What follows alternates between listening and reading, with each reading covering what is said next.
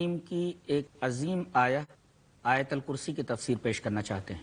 سب سے پہلے ہم اس آیت کریمہ کی تلاوت کریں گے، اور یہ تو آپ کو معلوم ہی ہے کہ یہ آیت یعنی آیت الکرسی سورہ بقرہ میں ہے اور تیسرے پارے میں ہے۔ تو ناظرین اکرام، آئیے سب سے پہلے اس آیت کریمہ کی تلاوت کر لیتے ہیں، اس کے بعد اس کا ہم ترجمہ پیش کریں گے، پھر تفسیر کی طرف بڑھیں گے۔ اعوذ باللہ من الشیطان الرجیم، بسم اللہ الرحمن الرحیم۔ اللہ لا الہ الا ہو الحی القیوم لا تأخذہ سنۃ ولا نوم لہ ما فی السماوات وما فی الارض من ذا الذی یشفع عندہ الا بإذنہ یعلم ما بین ایدیہم وما خلفہم ولا یحیطون بشیء من علمہ الا بما شاء وسع کرسیہ السماوات والارض ولا یؤودہ حفظہما وہو العلی العظیم۔ ناظرین کرام، یہ آیت الکرسی کی تلاوت تھی جو پیش کی گئی۔ ترجمہ یہ ہے کہ اللہ ہی معبود ہے، اس کے علاوہ کوئی معبود نہیں۔ وہ زندہ ہے، خود قائم ہے، اور پوری کائنات اسی کے دم سے قائم ہے۔ اسے نہ اونگ آتی ہے نہ نیند آتی ہے، اور زمین اور آسمان کی ساری چیزیں اسی کی ملکیت ہیں۔ کون ہے جو اس کی اجازت کے بغیر کسی کی سفارش کر سکے؟ وہ ہر انسان کے ماضی، حال اور مستقبل سے واقف ہے۔ یعلم ما بین ایدیہم وما خلفہم۔ انسان اس کے علم کا احاطہ نہیں کر سکتا، اس لیے کہ اس کو علم جو ملا ہے اتنا ہی ملا ہے جو اللہ نے چاہا، اور اس کی کرسی آسمان اور زمین کو گھیرے ہوئے ہے۔ زمین اور آسمان کی حفاظت اس کے اوپر گرا نہیں، اور وہ بلند ہے، عظمت والا ہے۔ ناظرین کرام، اس آیت کریمہ کی تلاوت اور ترجمے کے بعد اب ہم اس کی تفسیر کی طرف بڑھتے ہیں۔ سب سے پہلے اس آیت کریمہ کی فضیلت چند احادیث کی روشنی میں جان لیتے ہیں۔ سب سے پہلی حدیث جسے امام مسلم رحمۃ اللہ علیہ کتاب و فضائل القرآن کے اندر لائے ہیں وہ پیش کر دیتا ہوں۔ حدیث اس طرح: وعن ابی بن کعب رضی اللہ تعالی عنہ قال قال رسول اللہ صلی اللہ علیہ وسلم یا ابا المنذر اتدری ای آیات من القرآن معك اعظم؟ قال قلت اللہ ورسولہ اعلم۔ قال اتدری ای آیت من القرآن معك اعظم؟ قال قلت اللہ لا الہ الا هو الحی القیوم۔ قال فضرب فی صدری وقال لیہنک العلم ابا المنذر، رواہ مسلم فی کتاب فضائل القرآن۔ حضرت ابی بن کعب رضی اللہ تعالیٰ عنہ فرماتے ہیں کہ رسول اللہ صلی اللہ علیہ وسلم نے ایک دفعہ مجھ سے یہ کہا، اے ابو منذر، کیا تجھے زیادہ عظیم ہے؟ میں نے کہا کہ اللہ اور اس کے رسول زیادہ جانتے ہیں، اس لیے کہ کون کون سی آیتیں اس کا علم مجھے نہیں تھا۔ لیکن جب آپ نے پھر یہ پوچھا کہ اچھا یہ بتاؤ کہ کون سی آیت سب سے زیادہ عظیم ہے، تو میں نے فوراً جواب دیا کہ قرآن حکیم کی سب سے عظیم آیت اللہ لا الہ الا هو الحی القیوم یعنی آیت الکرسی ہے۔ نبی کریم صلی اللہ علیہ وسلم نے ان کے اس جواب کے اوپر ان کے سینے کو تھپ تھپایا، سینے پر ہاتھ مارا، اور یہ فرمایا تیرا علم تجھے مبارک ہو اے ابو المنذر۔ اس حدیث پاک سے یہ معلوم ہوا کہ قرآن حکیم کی سب سے عظیم آیت، اعظم آیات آیت الکرسی ہے۔ ایک اور حدیث آپ کے سامنے اس آیت کریمہ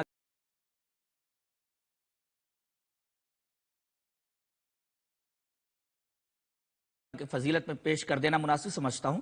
حدیث اس طرح: وعن ابی ہریرہ رضی اللہ تعالی عنہ قال وکلنی رسول اللہ صلی اللہ علیہ وسلم بحفظ زکاة رمضان فاتانی آت فجعل یحسو من الطعام فاخذته فقلت لا ارفعنک الى رسول اللہ صلی اللہ علیہ وسلم فذکر الحدیث فقال اذا اویت الى فراشک فقرأ آیت الکرسی لن یزال علیک من اللہ حافظ ولا یقربک شیطان حتی تصبح۔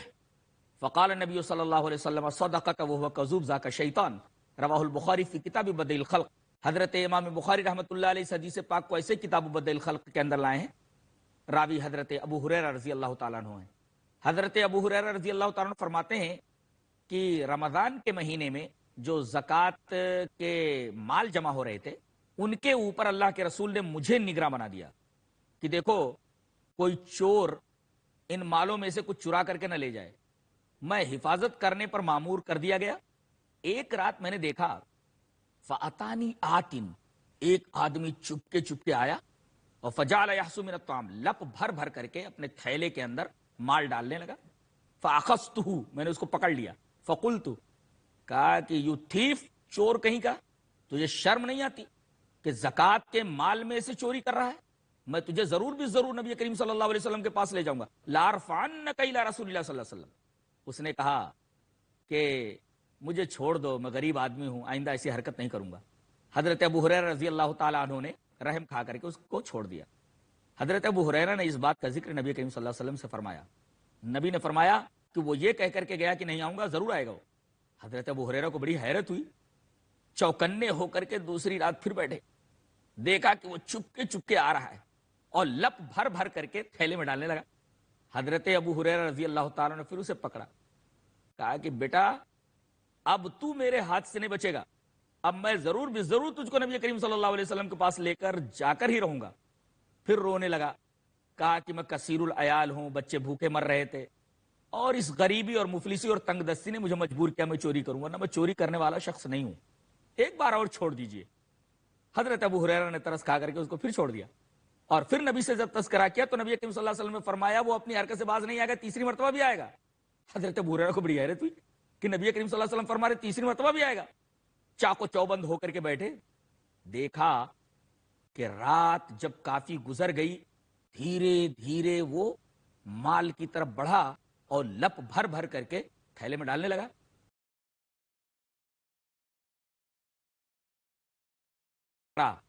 اور کہا کہ آج تو میرے ہاتھ سے نہیں بچے گا، یہ تیسری بار تیری ایسی حرکت ہے اور بار بار تو وعدہ کرتا کہ چوری نہیں کروں گا، پھر چوری کرنے کے لیے آ جاتا ہے. اب میں تجھے ضرور بھی ضرور نبی کریم صلی اللہ علیہ وسلم کے پاس لے جاؤں گا. اس چور نے یہ کہا اگر میں تمہیں دین کی ایک بات بتا دوں تو کیا تم مجھے چھوڑ دو گے؟ کہا کہ تو چور، یو تھیف، تو دین کی بات مجھے بتائے گا؟ چوری کرتا ہے اور پھر تو کہہ رہا ہے کہ میں دین کی بات تمہیں بتاؤں گا. اچھا چلو بتاؤ کیا بتانا چاہتے ہو. تو اس نے کہا اذا اویت الی فراشک فقرا آیت الکرسی، جب تم رات میں اپنے بستر کے اوپر آؤ تو سونے سے پہلے آیت الکرسی کی تلاوت ضرور کر لیا کرو. حضرت ابو ہریرہ نے پوچھا اس کا فائدہ؟ کہا کہ دو فائدے ہیں.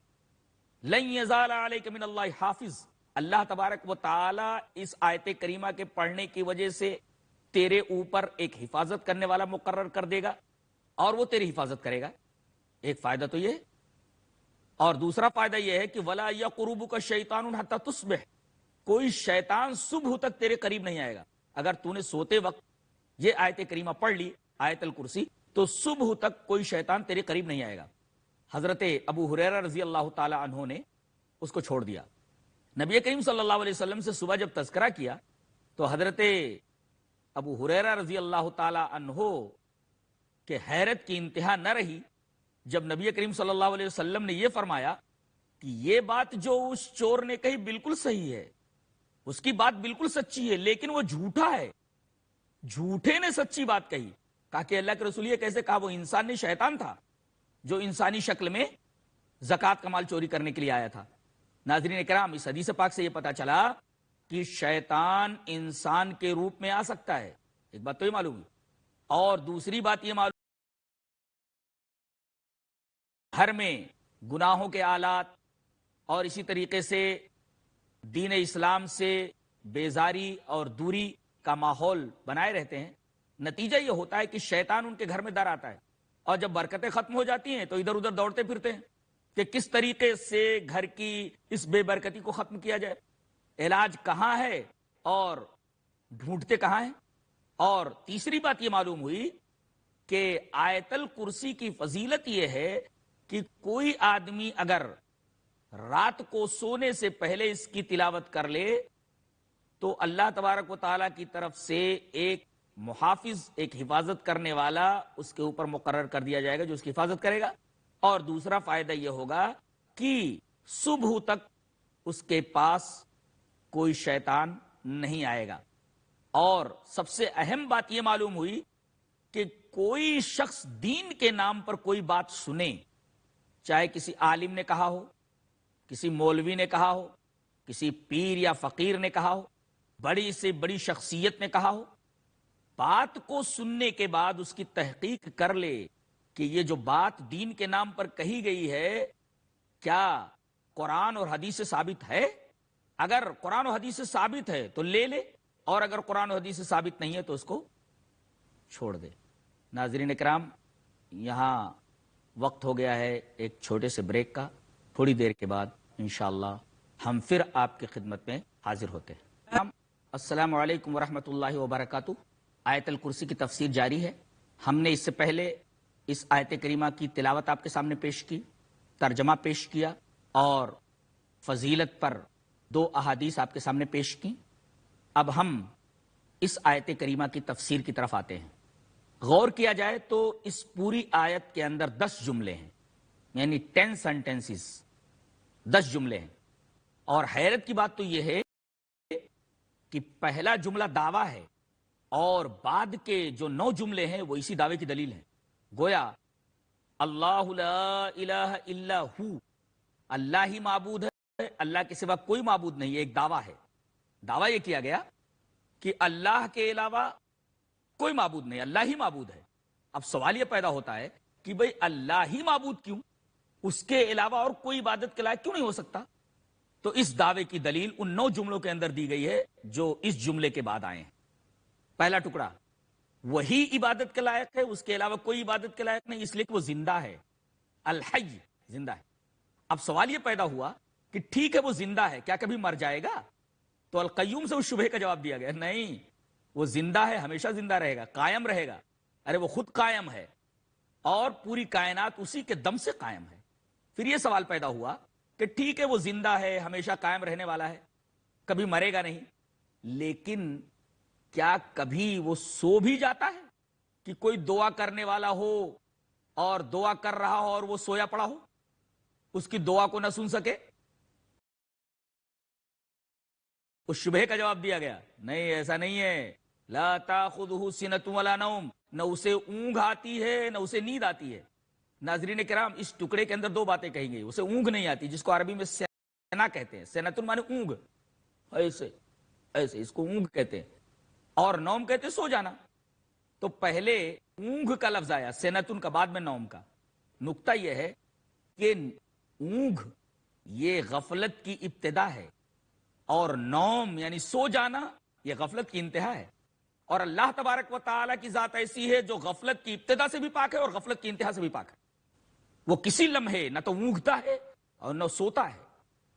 کسی بھی لمحے کوئی اپنا دست سوال اللہ کے حضور پھیلا دے، کچھ مانگے، تو اس کی آنکھ ہمیشہ کھلی رہتی ہے، اس کے کان ہمیشہ سنتے رہتے ہیں۔ اسے نہ تو اونگ آتی ہے اور نہ نیند آتی ہے، اس لیے کہ اونگ غفلت کی ابتدا اور نیند غفلت کی انتہا، اور اللہ تبارک و تعالی غفلت کی ابتدا اور انتہا دونوں سے پاک ہے۔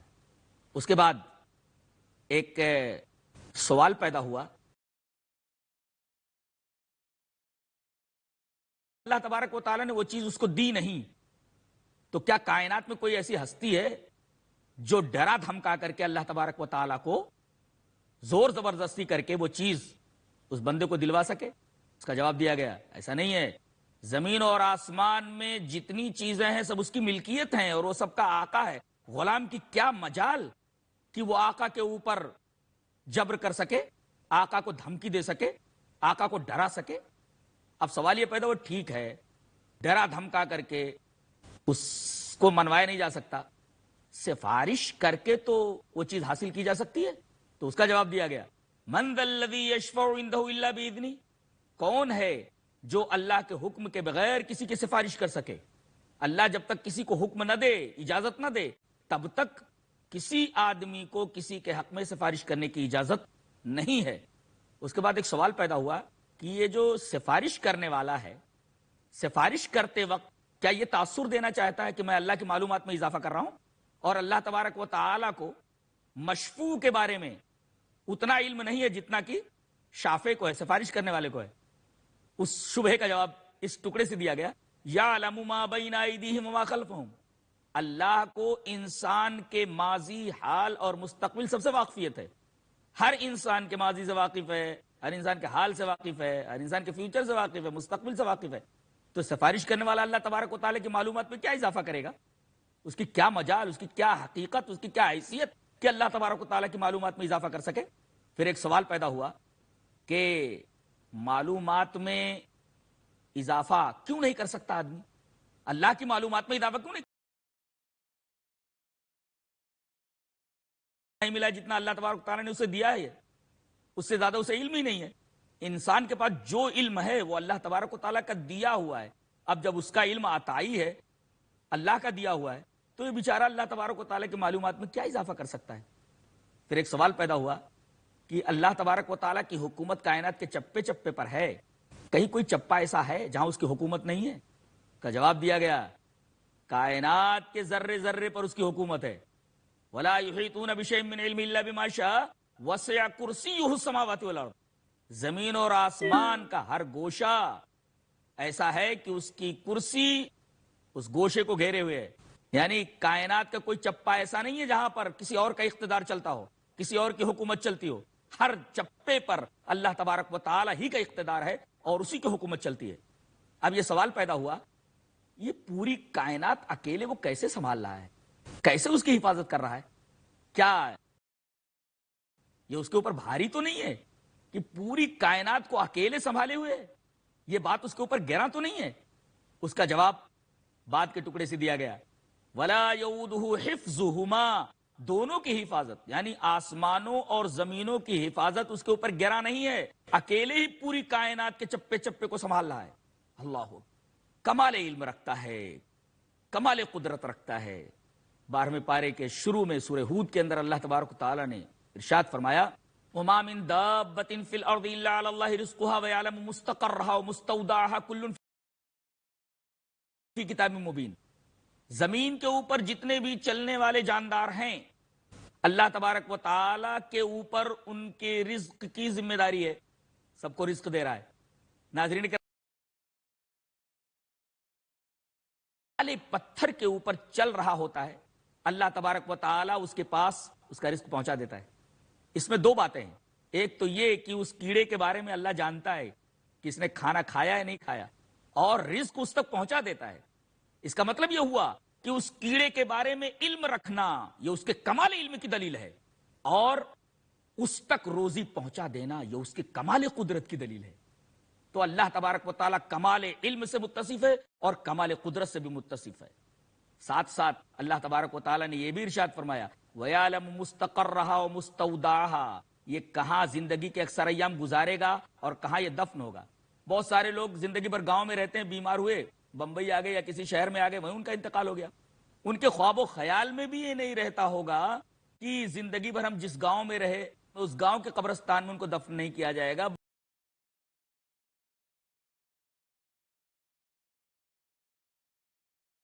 جاندار کی اکثر مدت زندگی کی کہاں گزرے گی اور کہاں اس کا مدفن ہوگا، اللہ تبارک و تعالیٰ کو یہ بھی معلوم ہے۔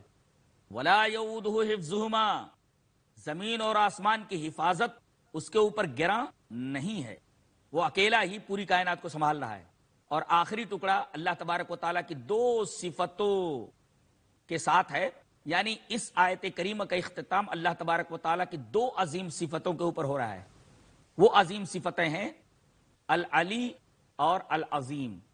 یہ دو صفتیں ہیں، علی کا لفظ علو سے بنا ہے اور عظیم کا لفظ عظمت سے بنا ہے۔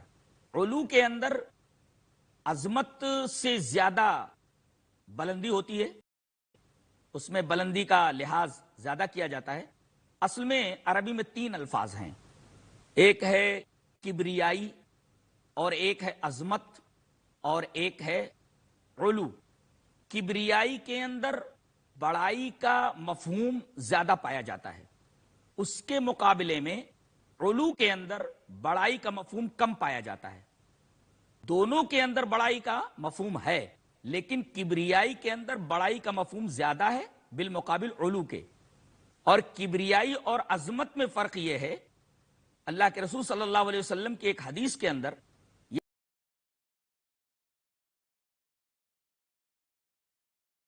اگر کوئی میری برابری کرنے کی کوشش کرے گا تو میں اس کو جہنم میں پھینک دوں گا۔